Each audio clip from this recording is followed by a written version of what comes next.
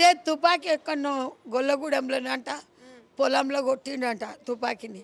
అయితే అక్కడ చుట్టుపక్కల ఉన్న వాళ్ళందరూ రిపోర్ట్ ఇచ్చారట.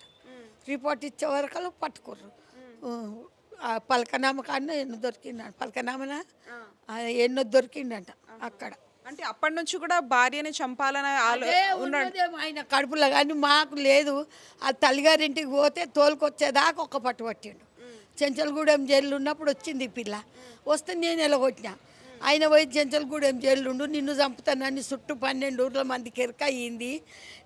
నేనేడో బదలాం పడతామ్మా, నాకొద్దు ఈ బదలాము అని నేను ఎలగొట్టిన. ఎలగొడితే జైల్లోకి వెళ్ళి 10 రోజులకే వచ్చిండు. వచ్చి నా పెండ్లాం వీడికి వచ్చినాక ఎట్లా ఎలగొట్టినావు, నా పెండ్లాన్ని ఎందుకు ఎలగొట్టినావు, నా పెండ్లాం నాకు కావాలి, ఇప్పుడు కావాలి అని ఒక్కటే పట్టు పట్టిండు. నన్ను అన్నం తినని జైలు నుంచి వచ్చిన తర్వాత అరుణ్ నిషారా అని ఇద్దరు మంచినే ఉంటున్నారా, లేకపోతే ఈ 2 రోజుల్లో ఏమైనా గొడవలు జరిగినాయా? నిత్యలొల్లే. ఆ పిల్లని తోలుకొచ్చింది నెలనే.